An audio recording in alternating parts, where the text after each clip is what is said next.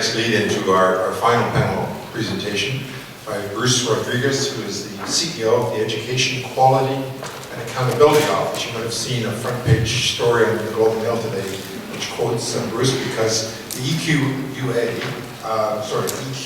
EQAO is responsible for all of the testing that takes place across the province, most of it connected to international testing standards. It's about KPIs. And up until now, those KPIs have focused on other kinds of literacy and numeracy than sustainability literacy. But Bruce is a wonderful champion of sustainability, and his ambition is to develop precisely those new standards, those new ways of measuring how well we are helping our youth, our students, learn how to live sustainably on this planet and prepare for a sustainable economy in the future. Bruce.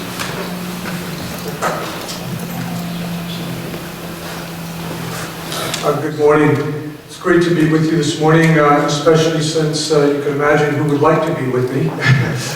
So it's nice being here as well. What I hope to do is just sort of give you a 60,000-foot level of what educators perhaps need to pay attention to as we work within the context of sustainability. So as all good educators, the first thing to start with is always success criteria. And my success criteria for this morning really is if you leave here with more questions than necessarily answers, because I really don't have any answers about it. And I believe that in terms of dealing with sustainability, the task is really moving from the questions in order to live the next question, so to speak. And it's in the living of the questions that we really kind of get a better feel for what we need to pay attention to. The linear model has always been for us in education is to move from information to formation to transformation. And so that sense of information, even the movement to formation these days, is really to get students to go into a reformation of what we've tried to kind of indicate, that as part of their learning has been in the last little while. So the intention here is to really stretch and to be as critical as we can without necessarily suggesting that this is perhaps the best way or any given way perhaps at any given time.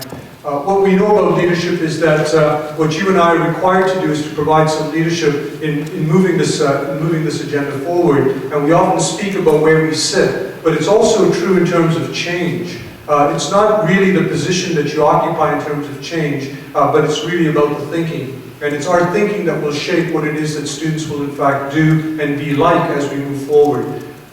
It's always difficult to move from policy to implementation. And policy generally deals with this notion of collisions, disruptions, and diffusions. And that's what policy tries to sort of spend its time trying to kind of attack in some way, shape, or form. Leadership tries to sort of move that sense of policy into traditions, tensions, and transitions. And that's what leadership is intended to do, is to try and kind of model some of those questions that might move policy forward. And we know that what gets monitored gets done. And so what leadership is about is to try and kind of get from that policy piece and bridge this sense of implementation. And in implementation, what we try to kind of wrestle with generally is this notion of dreams, dilemmas, and decisions that students have in classrooms on a regular basis, and how does sustainability really sort of get to be part of that agenda for them. Just to give you some quick context, and you're well aware of this, I'm not sharing anything that you don't already know, but currently the population is about 7.2 billion in the world, Canada 37th in the world with about 35.5 million. But what's more important is this next little piece here. If you can see that slide, you'll notice that we reached the first billion back in 1804, and it took us 123 years to get to the next billion. And then I draw your attention to the top of that graph, where you'll notice that in the last 2 billion, from 5 billion to 6 and from 6 to 7, it's taken us approximately 12 years to get to those billion. What that means for us in education is that students that entered kindergarten this year, by the time that they graduate, there'll be another billion people on the planet. So it begs the question around sustainability, what do we need to pay attention to in order to kind of make some of this work? We heard the minister speak this morning a little bit about immigration. And what we also recognize in Canada, that 22% of the folks that live in Canada currently were born outside of Canada. And in Toronto alone, we have close to 48 or 49% of the people that live in Toronto were born outside of Toronto. And how does immigration play an important role in terms of what we need to do around this particular piece? We also hear a lot about, where we position ourselves in terms of the area, the square footage that we occupy. We're second in the world in terms of what we occupy in square footage, only to Russia and third. China is in third position. And I share that with you again to give you a sense of the world that our students are growing up in. What's interesting about this particular fact that's unique to us is that China, although third, only 1% of that area is occupied by water, and Russia only close to 4%. Canada has 10%, 9% of our area is occupied by, and most of it fresh water. So that gives you a sense of what we need to do in terms of natural resource that we have in order to kind of pay attention to it and use it responsibly. So this is the world that our students are entering into. Students that entered grade 9 this year were born in 2000. They're the millennium babies. And when they were born, they were promised these millennium goals. These 8 millennium goals were promised to them. And this current year, the world will gather students from the world will gather students that are 15-year-olds from across the world and bring them together and ask them, how do we do? And it's interesting in terms of some of the goals, and many of them, are relatively simple and certainly play a significant part in terms of the whole sustainability agenda as well. Not going to, the next couple of slides are fairly dense, but just to kind of give you a feel in terms of what's going on around education for all. The UNESCO report had 6 education goals. And what was interesting for me in those 6 goals was that in 3 of those goals, or 4 of those goals, you see some reference to women and children.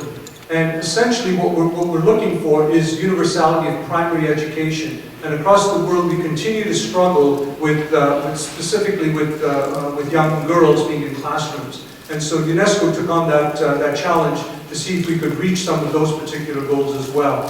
So those are the 6. And here's some of the findings that we have, and that happened in 2000 as well, along with the Millennium Goals. And here's some of the findings that we kind of have currently in light of some of those goals around the education for all. And again, part of the sustainability agenda, because it's not just about the greening piece, it's a much larger context that we need to kind of pay attention to. You'd also know that in 2012 there was the Rio 20 conference, and Rio 20 was around the sustainability goals. And they had 17 of them. Many of them sort of overlapped with the Millennium Goals as well. But these 6 elements came to the fore. And again, if we pay attention to these 6 elements in our education system, I think we can kind of certainly move into some form of transformation with our students. This was the student voice as the province went across and did some consultation to find out what students really wanted from us. And this was their infographic that students drew up to say to us, this is what we would like you to pay attention to. And throughout that particular infographic, if you look at it closely, you will find that there are many things that students are speaking about that speak to sustainability and what we need to pay attention to. So what needs to change? Really, I believe what needs to change is the conversation. And we keep sort of talking about 21st century skills. And I believe 21st century skills is about 15 years behind in the year 2015. I think we need to kind of have a broader context and conversation around what I would suggest is global competency and innovation. And what is global competency really trying to get for our students? And I believe, again, in terms of global competence, that the world is indeed shrinking. We recognize through travel of the internet how close that the world is to us on any given day and what students can access so quickly. And much of what we do in education, sometimes the answers of what we do can be found on Google. And I think that if the answers can be found on Google, we're asking the wrong questions. And so we need to kind of get to the point. We just think of the conversations that have changed at our supper tables based on the fact that that we have smartphones. I mean, it wasn't too long ago that I'd sit with my parents and we have conversations about even simple things like maybe who won the cup back in '72, and we'd have a 20-minute conversation. Today that conversation is truncated within 20 seconds because somebody pulls out a smartphone and says, this is who won it, this is who played, this is the score, so on and so forth. So I think that this notion and context of sustainability is a lived context, it's a lived reality. It's, as Heifetz calls it, we're trying to kind of bring to bear sometimes a technical solution to an adaptive problem. And when you have an adaptive problem, you need adaptive solutions. And it's best to come at it from an adaptive point of view, perhaps.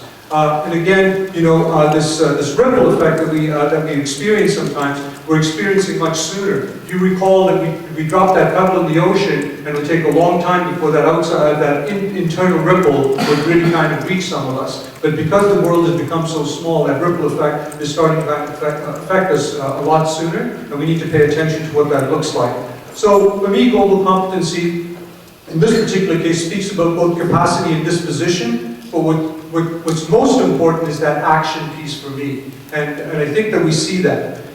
The other piece that I think is important when we speak about global, I think sometimes we think about it as a multitude of countries, and it's more than that. It's that interconnectedness between the people, cultures, ideas, problems, and opportunities that constitute all of our experience. And so it's not simply, you know, this notion that it might be the environment, or it might be, you know, one other small component, but it's the collective interconnectedness that really sort of draws our sense of global competence. And from all of the work that I've done, I think I've narrowed it down to 3 pieces. I think it's that knowledge piece, it's the skills piece, which we sometimes identify as those 21st century skills. And we talk about them as the 4 and the 5 C's, but I think, you know, as we kind of add C's to it, it becomes rather pedantic in that particular context. But I think what's most important is the third part that we're trying to really draw students into, and that's that sense of embracing a moral imperative. And it's that moral imperative that draws to action. It's not often that we're able to bring students to action. I strongly believe that a student's education is not complete until they experience another culture, and preferably one in a developing country. And that will sort of bring that sense of global competence and certainly sustainability much closer to home in terms of what we do.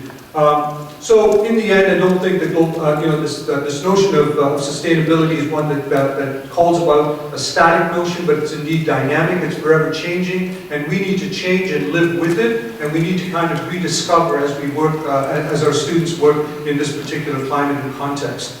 How do we measure all of this? That's you know, the job that we currently have. And how do we know that we're making any significant impact? And I would suggest to you that it's a non-linear measure. We're most comfortable with linear measures, and when it comes to non-linear measures, specifically spiral measures, we have a great deal of discomfort around how to kind of move in that particular direction. And so hopefully our organization will take the lead in trying to provide some of the understanding of how to move into spiral measures that clearly make a difference. So what is the sustainability curriculum about? And I certainly believe that it's not a standalone course. It's not about one course being offered in schools that everyone's required to take necessarily, but it rather needs to be ubiquitous within the curriculum. All of the work that we do. So for example, if we're doing math problems, a sustainable curriculum in math, when we speak about you know, doubling time or half-life, things like that, the kinds of problems that we use in order to kind of make any sense of that ought to be problems of sustainability as opposed to necessarily only financial. And what does that look like in that particular venue? It relies on educators knowing how to integrate. It relies on us sort of being in conversation. It relies on us moving away from independent closed-door classrooms and becoming more integrated in terms of the work that we do. It requires a societal consciousness to move away from a disposal mentality, because I think sometimes we have the sense that everything and everyone is dispensable, and clearly that's not in fact the case, and it can't be bought. Oftentimes we think, you know, well, even currently, if you go and buy yourself a computer or whatever, they charge you a tax, and you think, well, I can throw it out whenever I want, you know, pay the tax, and it ought to go into a landfill, and so be it. And I think that, you know, more and more, as we start to get into the discourse, the public discourse around what it is that we need our students to be and do and act like, I think that that's an important consideration as well.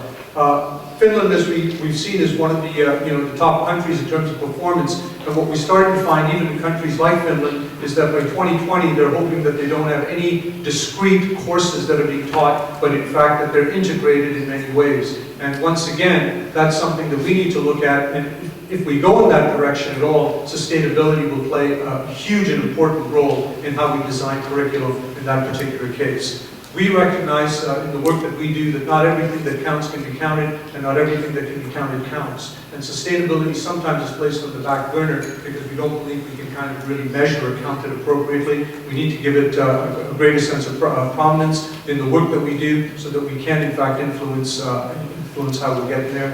And finally, the future is not some place we're going, but one that we are indeed creating. And how do we get there? I think that this is a whole other discussion, and the key piece in terms of getting there, I believe, is innovation.